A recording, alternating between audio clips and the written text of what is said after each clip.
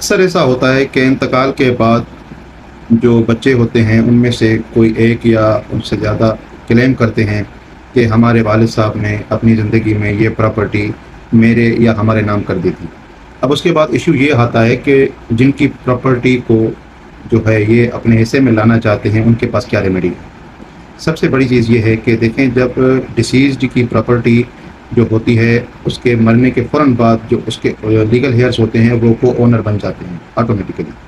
کو اونرز بننے کے بعد تب تک جو ہے وہ پراپرٹی ان کی رہتی ہے جب تک ایک کوئی سوٹ پر پارٹیشن نہ کرے، پھر کورٹ جو ہے وہ ان کو اپنا پارٹیشن بنا کے الگ دیتی ہے۔ لیکن کافی جو لیگل ہیئرس ہوتے ہیں وہ چاہتے ہیں کہ اس پراپرٹی کو یا اس بھائی کی اس بہن کے حصے کو ہم اپنے حصے میں لائیں، جھوٹی جو ہے وہ گفٹ ڈیڈ بنائیں یا ایک جھوٹی ٹرانسفر بنائیں، سیل ڈیڈ بنائیں کہ جو ہے یہ میرے نام پہ کر دی تھی۔ لیکن موسٹلی جو ہے ایک جھوٹی جو ایک روایت چلتی آتی ہے وہ گفٹ کی چلتی آتی ہے کہ لو اینڈ افیکشن میں میرے والد صاحب نے یہ پراپرٹی مجھے دے دی تھی۔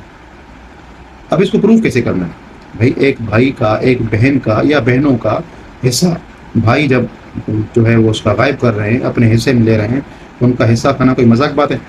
تو ان کو پروو کرنے کے لیے جو قانون کہتا ہے اور جو شریعت کہتی ہے، گفٹ کی قانونی حیثیت پہ اب آتے ہیں کہ گفٹ ہے کیا اور گفٹ مکمل کب ہوتا ہے۔ گفٹ ایک ایسی ٹرانسفر آف پراپرٹی کا موڈ ہے جس میں کنسیڈریشن نہیں ہوتی، مطلب جس میں کوئی بھی قیمت ادا نہیں کرنی پڑتی۔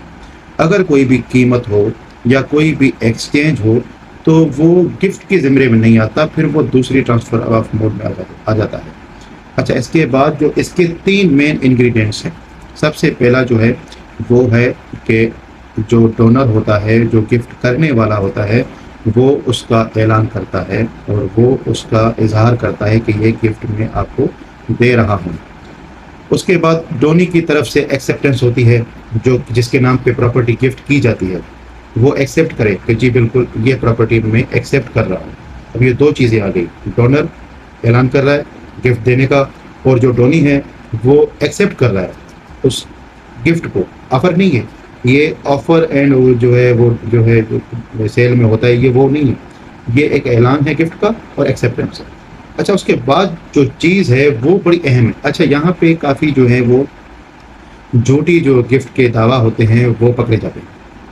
وہ یہ ہے کہ ڈونر کی طرف سے اس گفٹ کردہ پراپرٹی کا مکمل قبضہ اس ڈونی کے ہاتھ میں دے دیا جائے۔